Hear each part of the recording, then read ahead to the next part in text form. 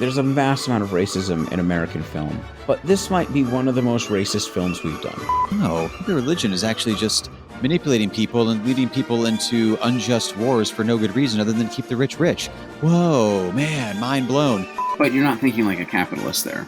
I'm not. That's always been my problem. It's a nice liberal nationalist movie where the president can go blow up aliens with a jet fighter, and yet you're still not actually being xenophobic. It's kind of amazing. The whole QAnon universe, I was like, this seems ripe for them to grab onto one of these two movies and totally miss the point. Yes. And they have. You know, the best they really have is like gentrification and real estate speculation in hospitals. Yeah, that's that's Cleveland in a nutshell right there. Fuck capitalism. Fuck all of this stuff.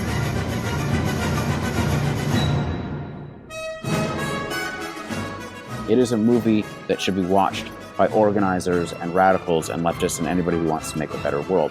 This movie, on the other hand, means none of those things. It's a Franken blockbuster, like you said, and it's put together in sequences that play out like movie trailers.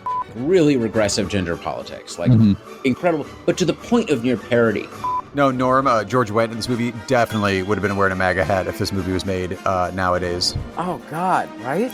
And then convince the workers to break their own picket. Yeah. Fuck this movie. It's, Damn, I wish this movie was better, because that's a kick-ass ending. This is a paint-by-numbers propaganda movie that completely works because the characters are compelling and real.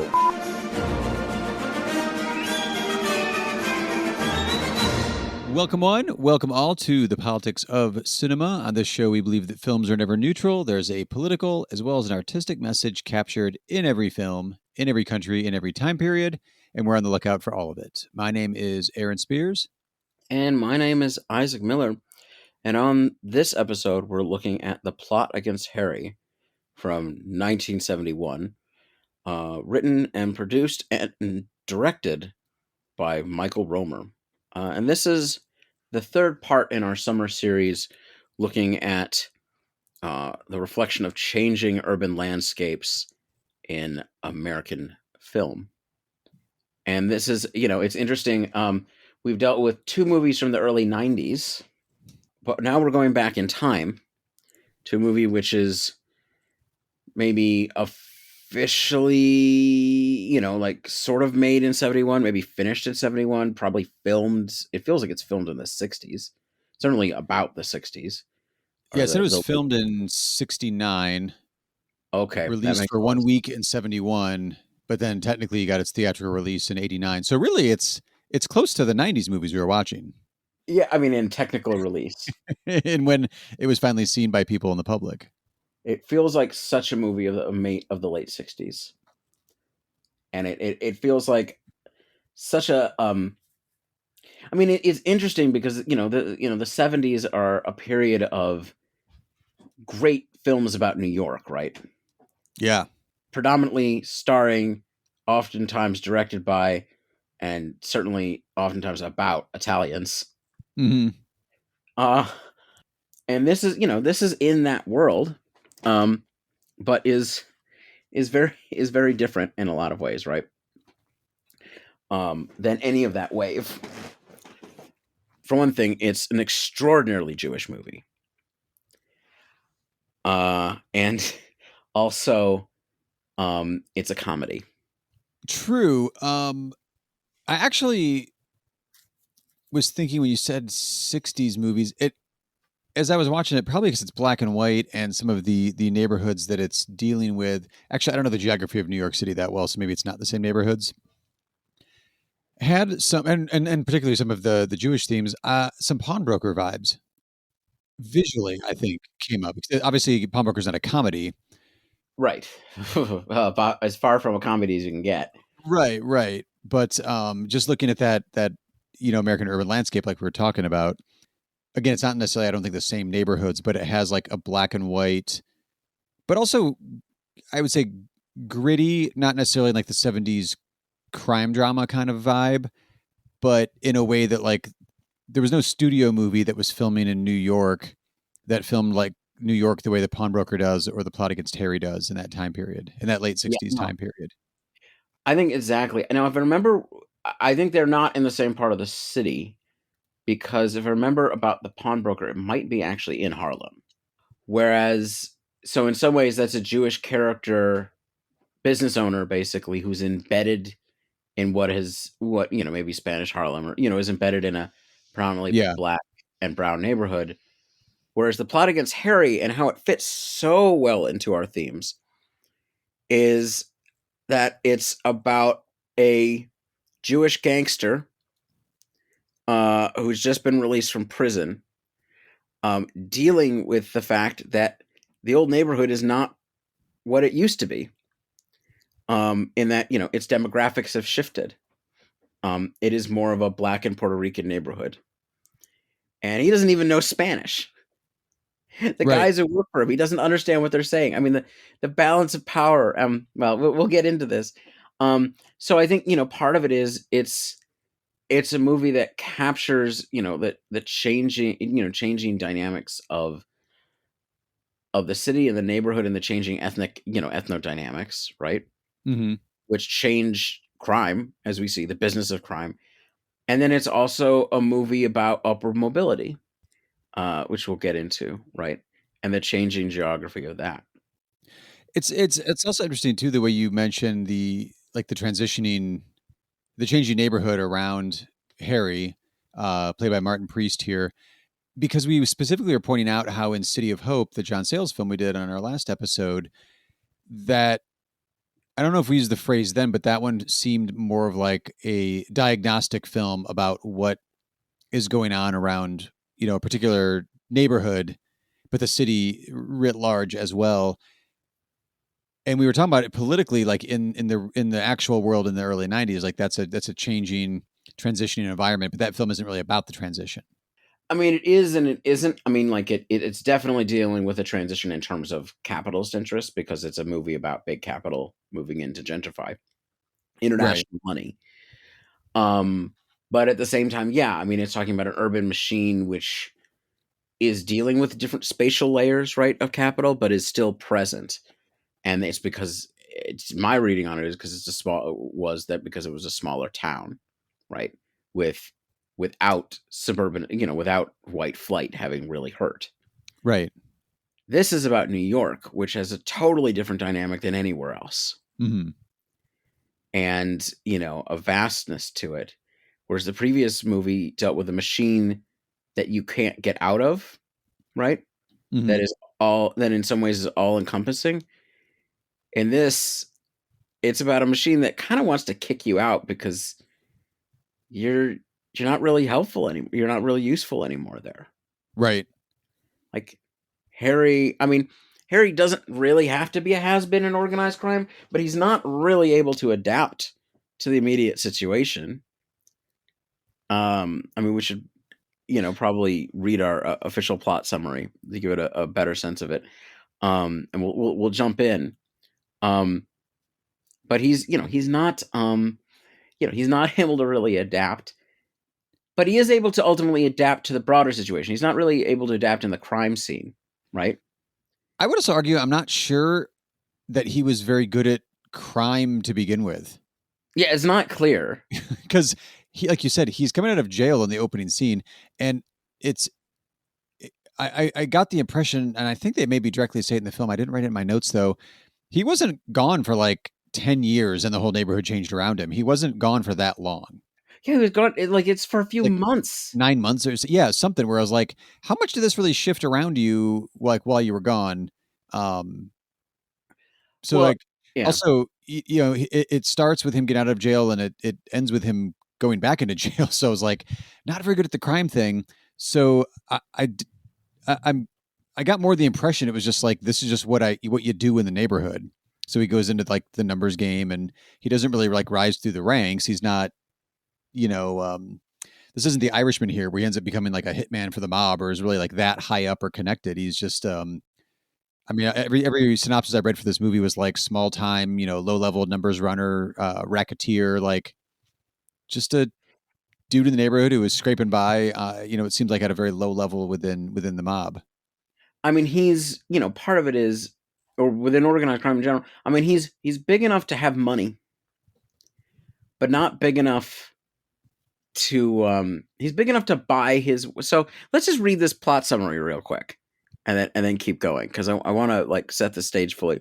Small-time Jewish racketeer Harry Plotnick is freshly released from prison to find his barely legitimate business struggling to keep afloat. Well, his barely legitimate business, which would be, I think he has a hotel, and then his totally illegitimate business would be the numbers he can barely control. Right. Finding that his life has passed him by, he gamely tries to buy his way into middle-class respectability, though his wife despises him, and he's a total stranger to his kids. In the course of conducting business, he passes through a picaresque succession of locations and noisy events, bar mitzvahs, fashion shows, dog training sessions, and endless streams of parties.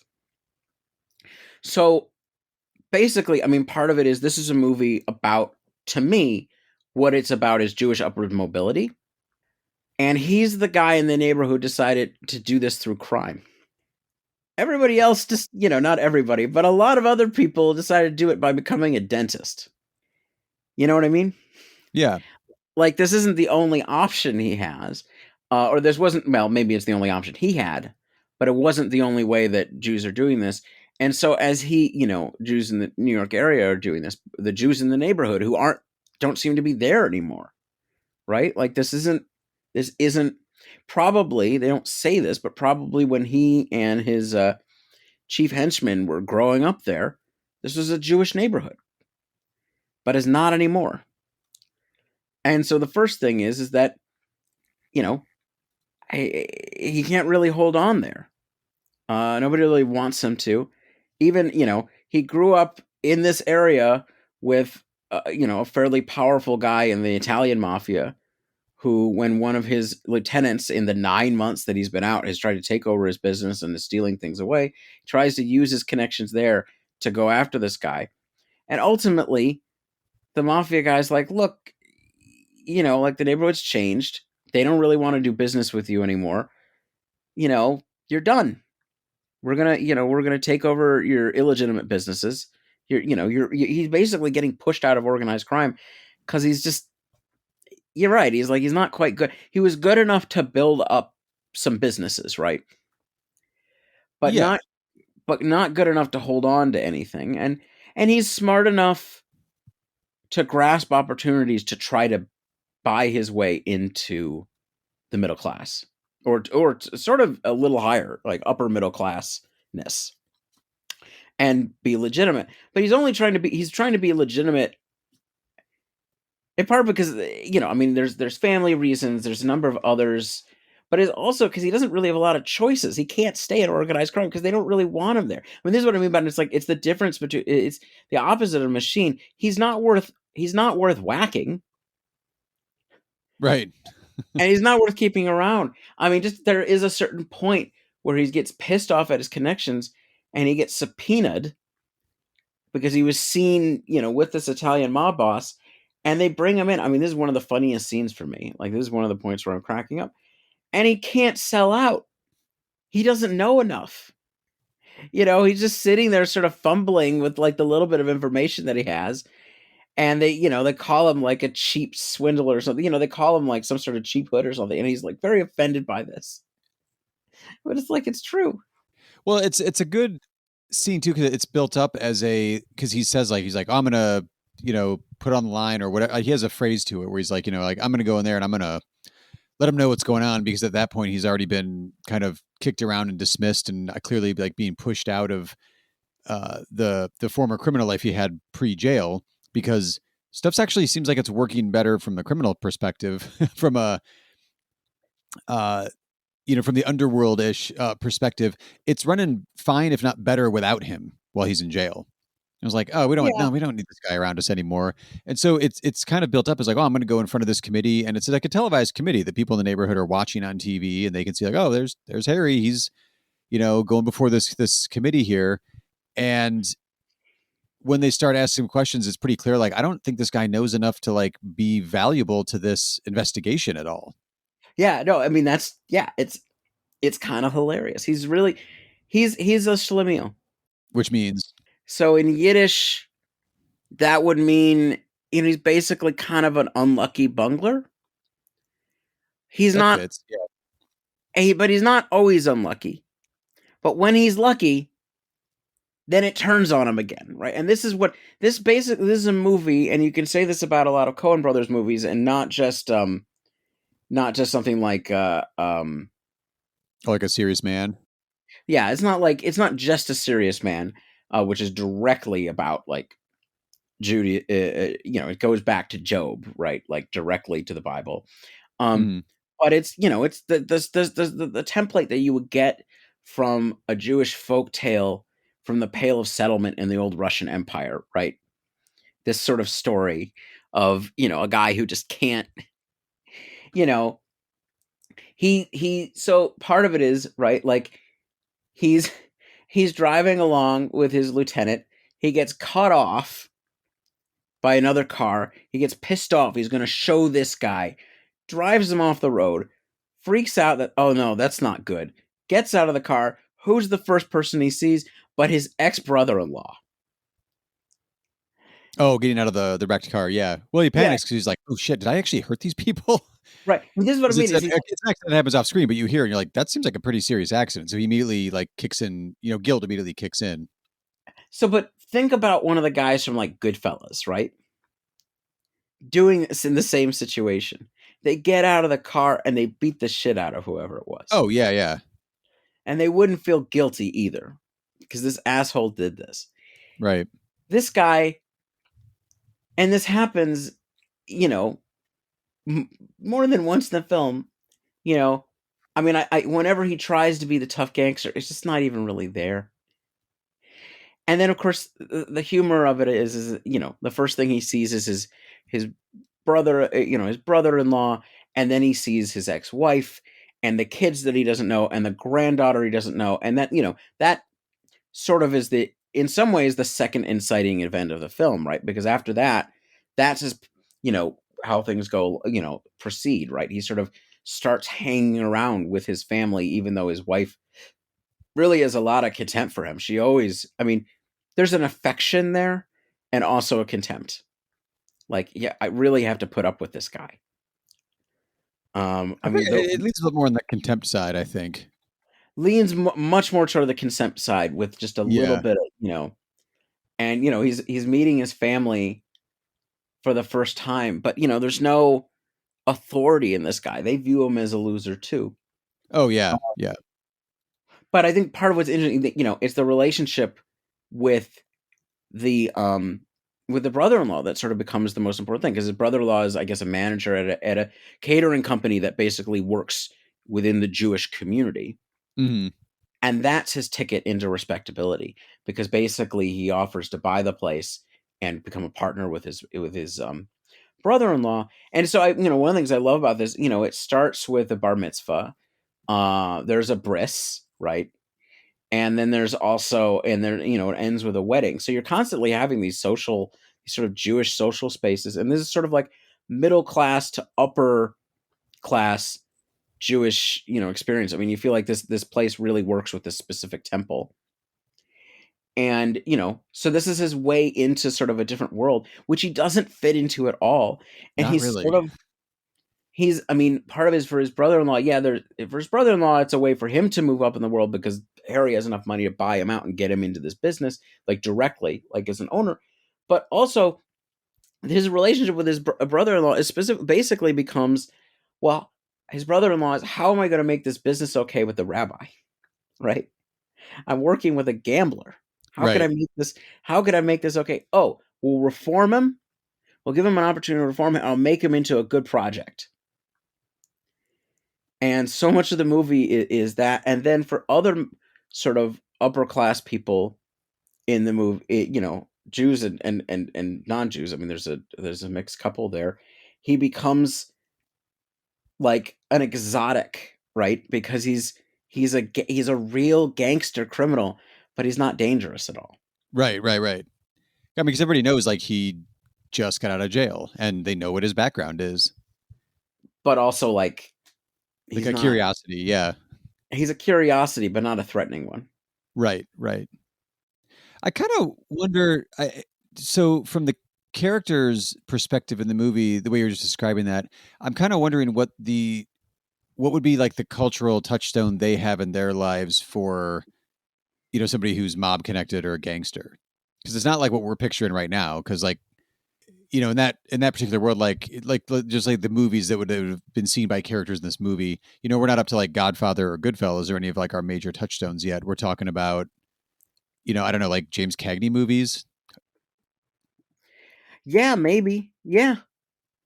Because like culturally, what gangsters or mobsters mean to them as characters, probably more reality would be for these characters in the film would be folks from the neighborhood they know who did run some numbers or whatever. Right. Because it's outside of Harry, you don't see too much broader organized crime in the film. Yeah. Other than some of the folks that like pop up to like make sure like, hey, get the fuck off the block. Hey, this is my place. He's like, yeah, not anymore. Yeah, I mean, because part of it, in a lot of ways, it's a movie less about that and more about him navigating sort of an upper middle class Jewish world. Right. Which he's not equipped to do, but also, again, he doesn't seem very equipped to be to be operating in the gangster world either at this Right. point. I mean, and he's not really equipped to do anything. He just has enough cash to buy his way in. I mean, I just, so yeah, I mean, he's been diagnosed with an enlarged heart. But it's also more like a plot device. Well, not plot device because it's part of the narrative, but like it gives the upcoming like the slow build of like chaos around his life of like trying to pull this together. It gives you one more thing in the background, like, oh, if he gets too worked up, he has a bad heart. Yeah. So as he's going through like the bar mitzvahs and the fashion shows and the dog training and like the parties and then up to the wedding, and then as you add on more and more attention and more, like even the committee hearings we're talking about, it adds like, oh, if there's too much going on in Harry's life, it's not gonna be too good for his heart. I mean, there's that. I mean, he's and he has a couple of sort of fainting spells. And yeah. And so part of it is, as it goes on, he becomes more fatalistic and willing to give things up, right? Because part of what happened, part of it is that, he's had this lieutenant, the guy who's tried to keep things going while he's out, the guy, who, is totally loyal to him. He's the sort of the other Jewish gangster in the film. But they're getting their books audited because he ended up, in front of this committee. And it's like, my books are totally legitimate, right? And that's what they're supposed to be. Except that this, I just love it. The guy's, been recording every kickback with the names to every cop that they've been doing for 16 years. Because he figured it should be recorded. I mean, that's how you keep good books. It's how you keep good books, except you don't record the illegal stuff. That's the point. Right. And so part of it is like at every conjuncture where, and this is the sort of Shamil, like, the sort of, at every conjuncture where he moves up, he gets kicked. And he ruins lives all around him too, to a certain degree. And then, there's a twist at the end, and it's sort of, I'll just say, ends in a more positive direction, or we could talk about that. But what I love about it is that it gets the sociology of all of this, I think, very well, right? Mm-hmm. Of the particular landscape and space that he's in.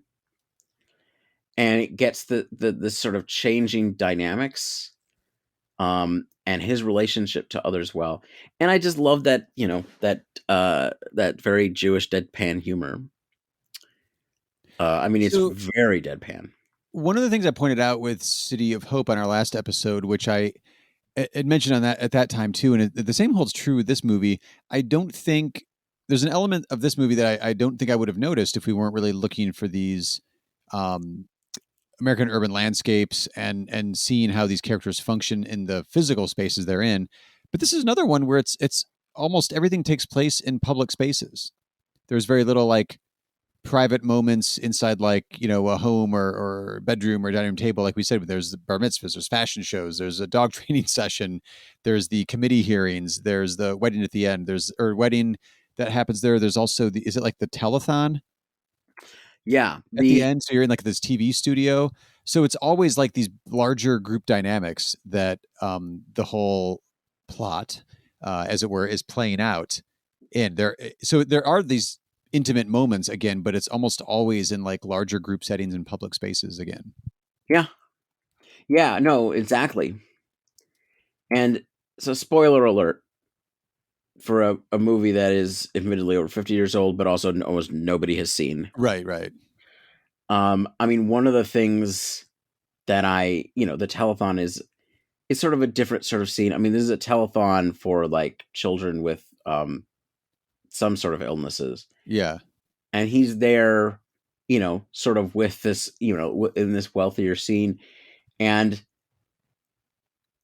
his life is falling apart. He is falling apart again. He's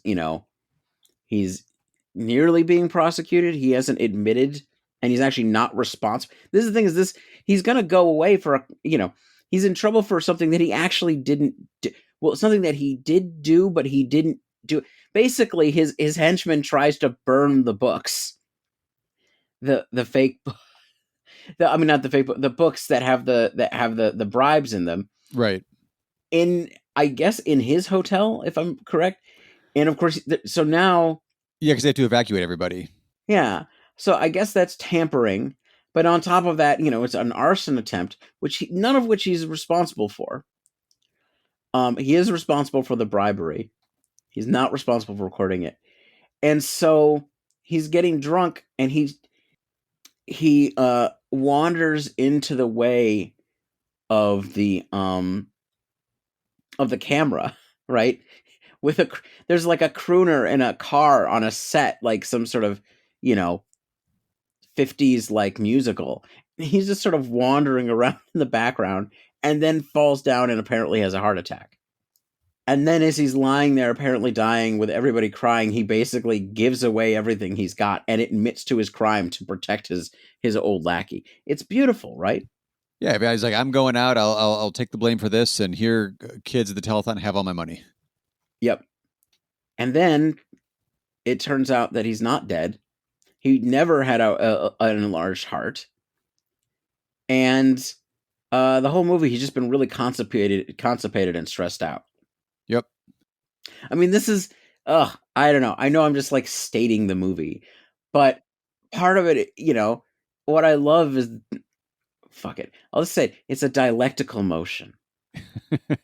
Because as he's the biggest loser in the most kind of silly, kind of like absurd, very sort of Jewish way, this is actually what gets his family back for him, right? Mm-hmm. Because he still does all these good things. So they really care that he's going to live. And he'll go to jail for a year, and he'll get out, and he'll still have his business, and he'll basically have his family back. I mean, his wife, still kind of, his ex-wife, I guess, still kind of hates his guts, but like little bit less. She did feel sorry when it looked like he was dying. Right. We'll see how long that lasts, but still. Yeah, I mean, once she has to deal with him again, Jesus. Yeah, it's easier when he's in jail for 8 months or whatever he's going away for. Yeah. But it's just, I don't know. It's there's there's a contradiction and a reaction, and then it ends with something positive.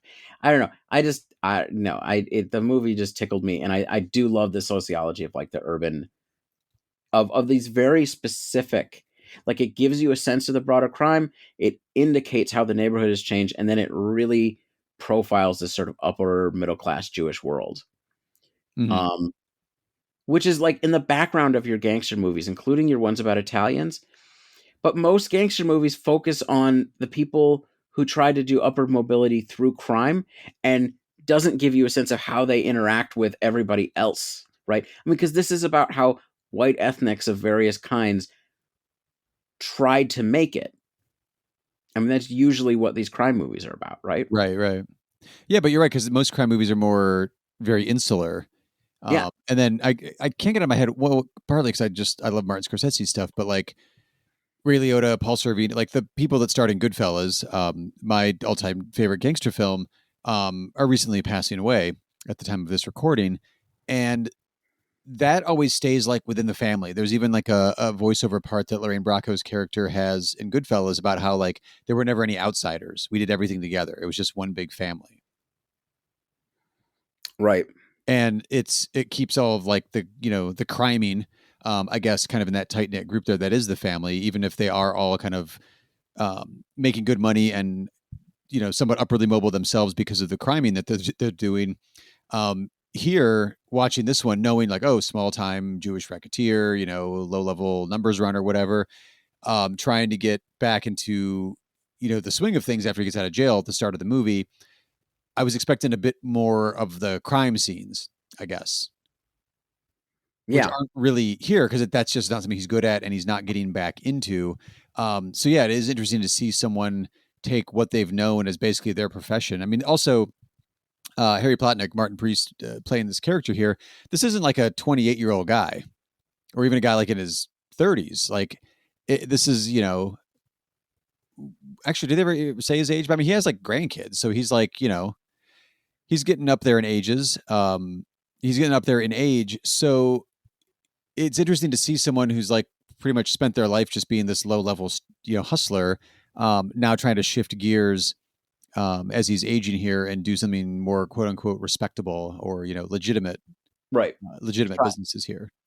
Well, and I mean, that's sort of the trajectory that in any other gangster movie, like the big guys do, right? I mean, that's the entire arc of three Godfather movies, right?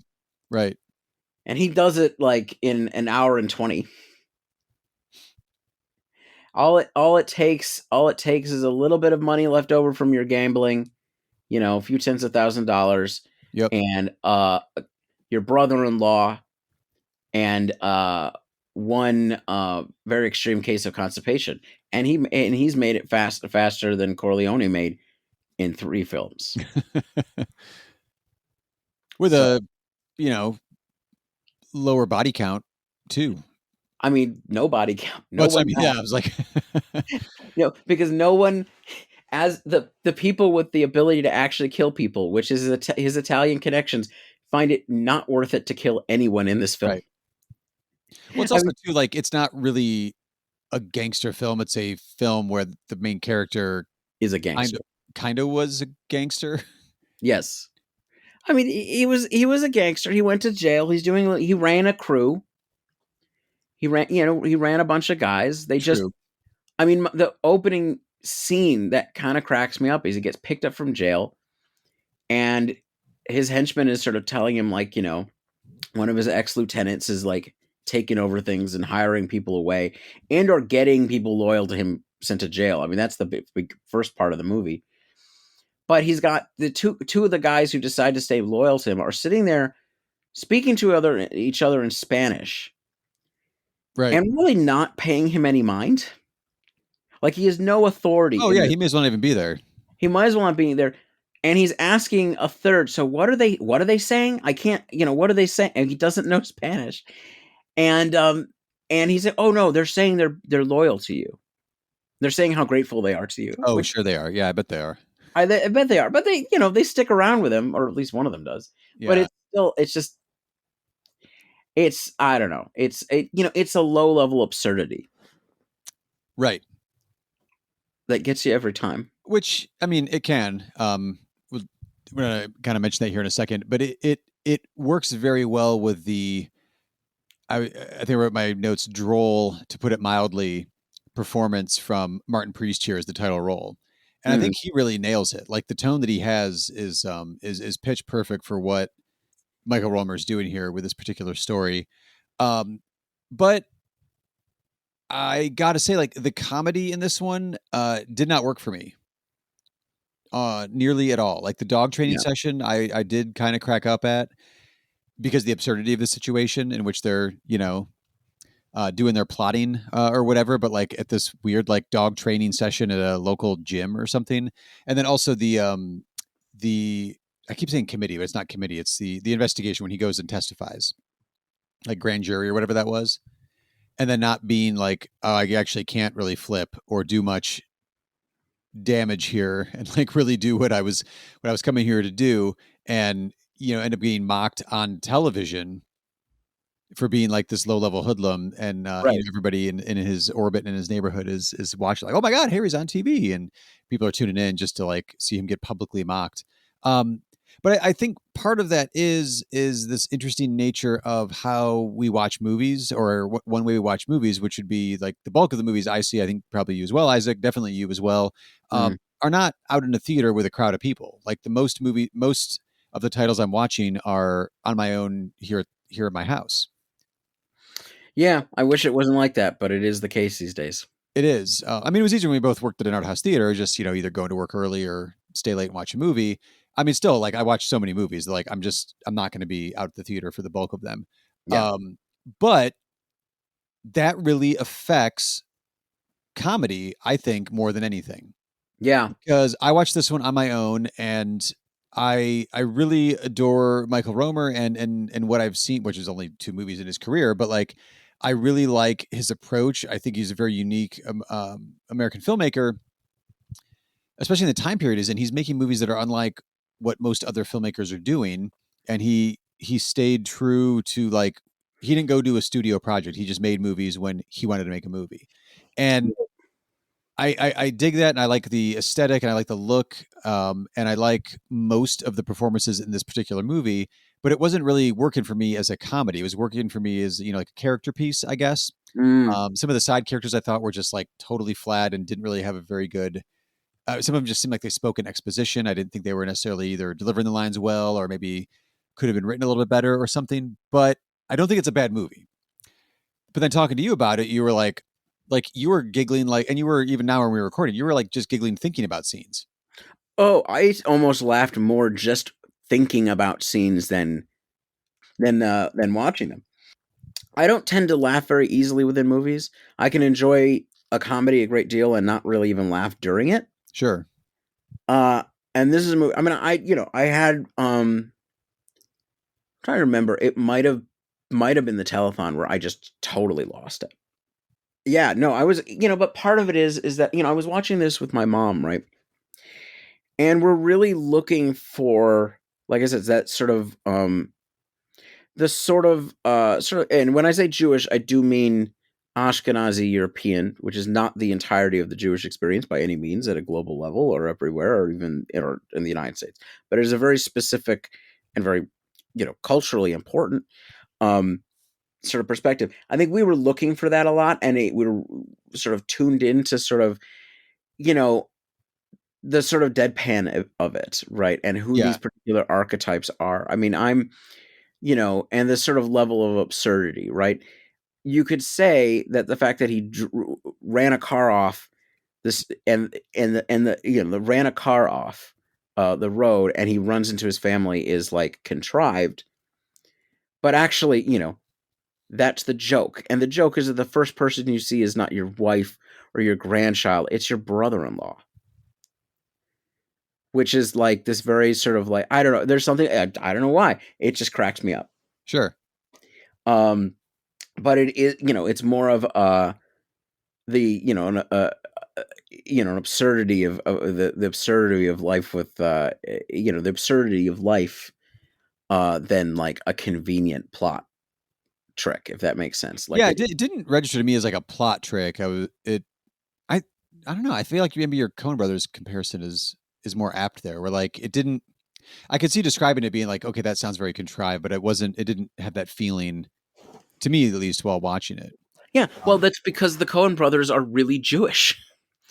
And it's so the way that they do this stuff, sometimes it's a little more subsumed, very much plays into that sense of absurdism, of absurdist humor, but like deadpanned, very, very careful, even when it's loud, which it can be. Like his sister is pretty loud. Mm-hmm. His sister, who never realized he was a racketeer their entire lives. So it is. I mean, I think it. So that's just it. Who was I watching with it? I was watching it with my family. Right. It makes a difference. Oh, absolutely.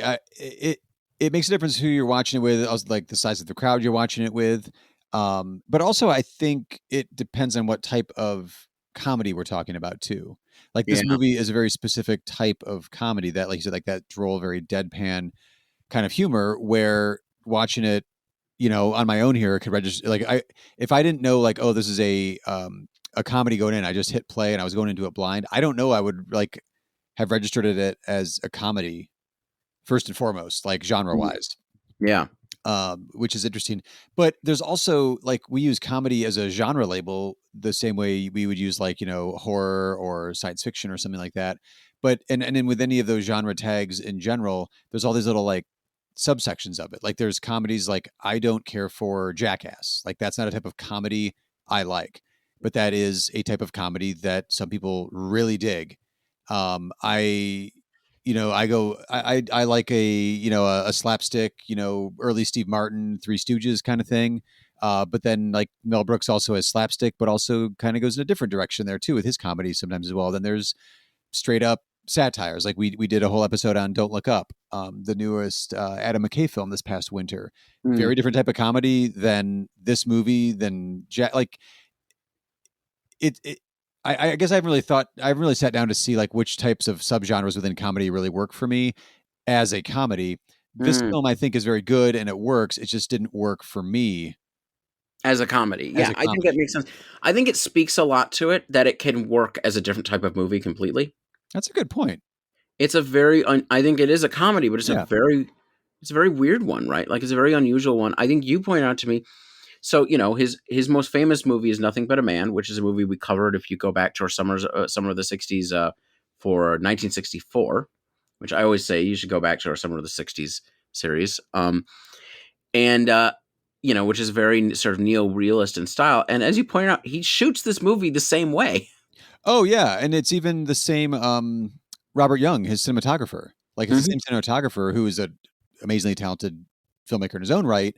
But like, yeah, it's filmed the exact same way as Nothing But a Man. But how many neo-realist comedies are there? Like De Sica's not known for like his great comedy chops. Right. This one actually maybe not neo-realism, not Italian neo-realism, but maybe a little bit more like Fellini comedy. Okay. Actually. Yeah. In this particular case, because I watched a few of those where I was like, "Oh, that's a comedy." I'm like, "Oh, that's an interesting character study," but okay, I guess it's a comedy. But yeah, it's an interesting aesthetic to have go along with comedy in a genre, which I think also speaks to again to like Romer's an insanely talented filmmaker, and I've only seen 2 of his movies, and one Yeah. of them I'm like, that's my reaction to it. But Yeah. I mean, for me, this cements him, right? Sure. I still have one more of his movies to see. Vengeance is Mine. But like so far, it's interesting. We before the show we were talking about how a lot of what we end up doing is sort of watching movies that disappeared. Yeah. And were brought back later. Usually when we've done that, almost always when we've done that, that's with a black filmmaker. Especially that auteur series we were doing in February and March. Like it was every single filmmaker from, Kathleen Collins to Bill Gunn to, well, I guess we mentioned we did like Bill Duke with Killing Floor. That was back in May a year ago. Right. But yeah, like it was a series of films where we're just like, okay, this one came out, but then was lost and nobody discovered it until 20 years later. Right. 20, 30, whatever. Right. So like, it's interesting. He has a similar dynamic, and like a number of those directors, including, someone like, Gordon Parks, who actually had mainstream success. Right. He ends up on PBS in the 80s. Bill Duke's first movie, some of Gordon Parks' work, and I guess Vengeance is Mine, which is a movie we're not actually, technically talking about, but if we're sort of talking about him more broadly, one of the things that I really want to do a little to understand a little better is what is going on at PBS in the right. in the in the 80s. Yeah, he did another feature with Christopher Lloyd too, Pilgrim Farewell in 1980 for TV. Sorry, Michael Romer did. So wait, how many movies did this guy make? Because every time you look at a profile, it's like, and he only made this movie, or he only made this and Nothing But a Man, and they never. I'm looking at says 9 total, because he did some documentary work as well, which I know you don't count as films, Isaac. That is not true. I'm just kidding. Shit, sorry. That is unfair, but I admit that I don't consider it I consider it a flaw that I don't watch that many docs. Right. And every time I pitch a documentary for the show, you're like, I'm not doing a documentary. All right, we'll do a documentary. No. It's fine. No, I was just giving you shit for that. No, it lists like some short films and documentary work he did in his filmography. Then there's like a separate television listing that's Pilgrim Forever, which is a feature TV film with Christopher Lloyd, and then Haunted, aka Vengeance is Mine, with Brooke Adams, is also a TV one. Right. Yeah, it's like what's the show they did back then? It was like on PBS, American Playhouse. Mm. Which I remembered because that was specifically where the Killing Floor, the Bill Duke film that we covered, was made for there as well. So, yeah, we were kind of speculating that maybe as the new Hollywood evolved into, Jaws and Star Wars eventually and became these like producer-driven blockbuster spectacles, see our History of Blockbusters series we did last summer for more on those movies. It evolved in the 80s to be more like this, the producer driven, let's put together, a kind of a tentpole, large scale blockbuster film. And it seems like possibly American Playhouse was picking up some of those like kind of mid-level, mid to lower budget level or modestly budgeted films that like were for adults who liked quality stories and films.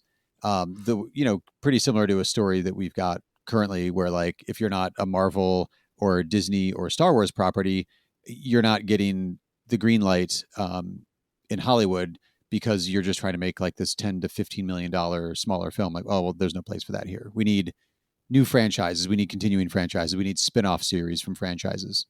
Yeah.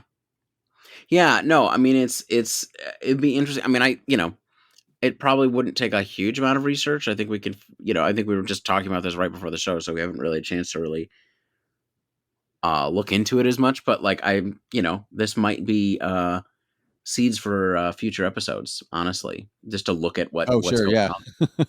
Because I mean, like part of it is like, I mean, these are being rediscovered. I mean, like Bill Duke, for instance, is not like, I wouldn't call him an obscure figure, right? He's a well-known character actor, or iconic for certain action movies in the 80s especially. And he's directed, some, he's not like a massive director, he's not whatever, but like, he's directed some movies with big stars and like, but nonetheless, his first feature, just until Criterion like pulled it out of there, nobody knew. And it's probably, I mean, we covered it last May Day. Mm-hmm. Probably the best movie on American labor ever. Maybe, I mean, that's I know that's a lot to say with like Matewan and, I mean, there's a lot of good movies about American labor, but it might really be. Car Wash. Come on. Okay. And all right. Car Wash. I'm just talking other labor films we did that particular May. Yeah. I just looked up American Playhouse. Their season 3 on PBS in 1984 included the broadcast of these films, all in the spring of 84. Nothing But a Man, The Killing Floor, and Haunted, the other Michael Romer film. So he had 2 broadcasts. Obviously, Nothing But a Man broadcast in 84 was not made. That was made 20 years earlier. But that was when he had Haunted, aka Vengeance is Mine, when that was a new film. So when they showed that for the first time in 84, they also showed a previous masterwork of his, Nothing But a Man. So yeah, something's going on there with American Playhouse in the 80s on PBS. But anyway. Well, you know what? That's really exciting. I think that's how we're going to spend the rest of this podcast forevermore, just following American Masters through the 80s.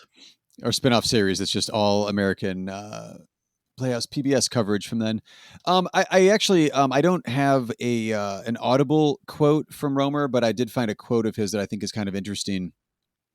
Because I also did want to make sure we mentioned before we wrap up the show here how it is that The Plot Against Harry actually became something that we can watch today and isn't just like, lost to Michael Romer's estate or closet somewhere.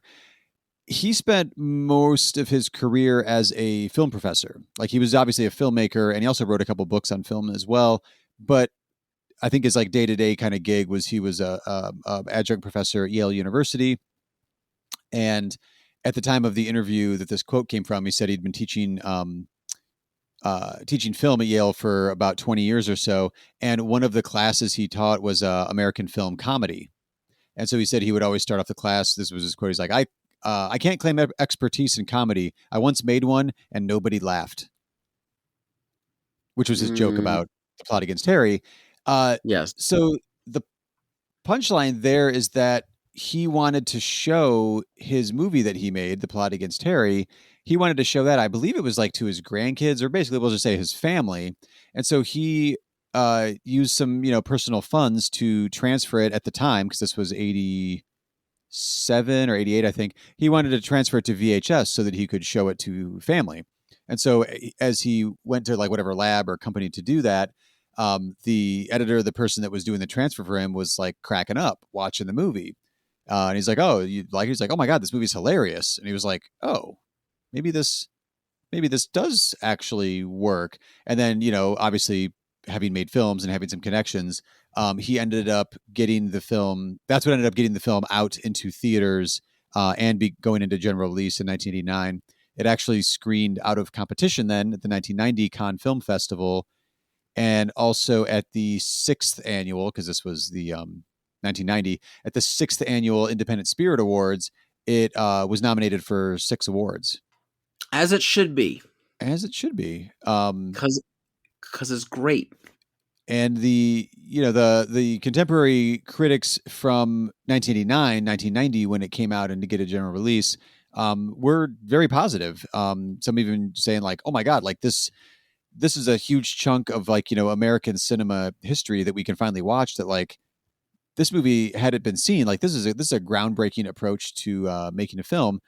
And then I've even read a couple of bits of speculation, I think on Letterboxd, and some critics that have done quick little reviews when it plays at like at a repertoire theater or something like that, that do mention like, "Oh, this just has Coen Brothers written all over it." And also I saw some comparisons, I don't know if you did, Isaac, to Uncut Gems, the Safdie brothers film with Yeah. Adam Sandler from a couple Yeah. years ago. No.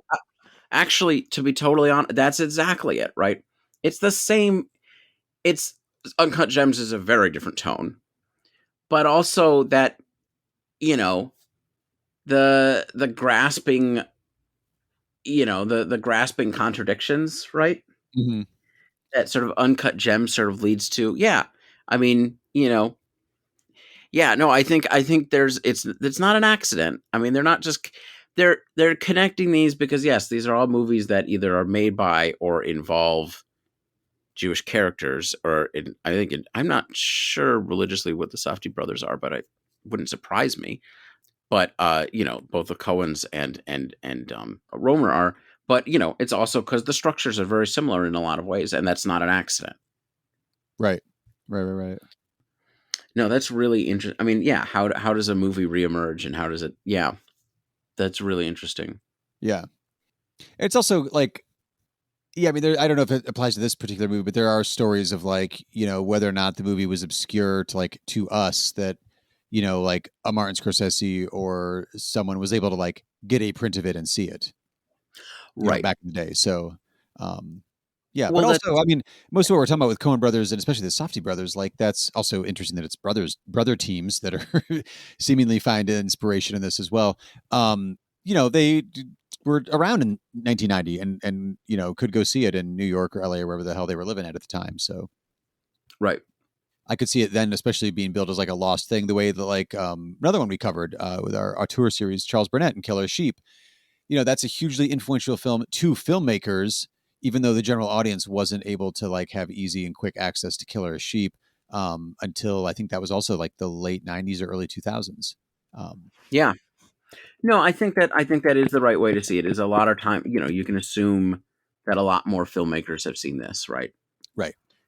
So I just want to sum up sort of like, I've sort of talked about it already, but we've seen throughout this series urban politics and reaction in a very confused way. We've seen urban politics and ethnic machines. And then in the very different political economy of New York, we've seen changing demographics of neighborhood and the opposite of machines in a certain sense, because they don't, not every, there's a world outside of the machine and there's a world outside of the organized crime. And in fact, the organized crime doesn't even want you, right? I mean, so it's very different from our last movie where everything is not just organized crime, but is going to be tied within the machine.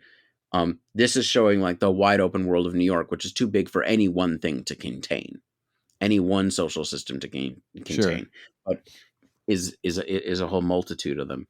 So it's I think it's a really interesting portrait of a time and a place, and I think I'm really liking how this series is ending up, even though it feels a little bit random. We're just choosing not super famous movies and sometimes very obscure movies to work our way through this, but I think it works. Well, also we've been picking so far the 3 films that we've covered, from Falling Down to City of Hope to The Plot Against Harry. We were picking films that neither of us had seen. Yeah. So like we knew that there was like a theme that worked there for it, and that it would definitely be present in there, but also give us something to kind of sink our teeth into. Because we've also bopped around, because with Falling Down, that's a very specific LA setting. With City of Hope, it's a very specific like East Coast town, although it's an unnamed town, clearly something in New Jersey. And then here, this is clearly like New York. Well, can I just say, all right, you know what? I'm going to give us post credit for something that you just pointed out that we haven't done intentionally, which is, by and large, basically the fact that we're actually so far choosing relatively diverse locales. It's maybe not going to stick to that, but I'm proud of us for that, right? Like, it hasn't just been New York. Well, only one has been. That's yeah. Yeah. Also, we're sticking to the coast for some reason, but we'll see how it shakes out here. Yeah. So what's coming up next? So the next one, we're heading back out to LA. We're going to look at Summertime from 2020, Carlos Lopez Estrada's film, which also I think is going to be an interesting thing to look at. One, because it's an awesome movie. I've seen it 3 times now. So I'll see it a 4th time before we watch it. So breaking the mold here, it's something that I've already seen. At the point of recording, it is playing for free on Canopy if you have a library card. I would say just buy it. Own it. It's one of those I like to revisit, obviously fairly often, but it's also a different production style than what we've looked at with any of the films so far. He worked with, I'm drawing a blank now. I'll have it for the episode, I promise. He worked with this artist collective in LA that were poets and performers. So he worked with every performer in the movie to craft their narrative that they wanted to tell. So there's original dialogue and poetry and music from all of these different very young artists over the course of one day in Los Angeles. And it is set contemporary. So here's the weird thing, though. It's a 2020 film, played locally here at the Cleveland International Film Festival as a centerpiece screening, which is where I saw it and actually got to interview Mr. Estrada and a couple of the actors that were in the movie. And it played to me like a total fantasy, because I don't know if people remember what summer 2020 was like, but people were not just hanging out in LA in their neighborhood, going around, creating their art, dealing with all of their issues and hanging out with their friends. This movie played like a fantasy to me when I watched it, because nobody was able to do that right then.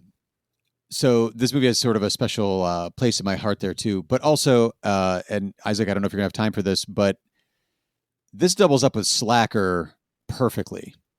Really?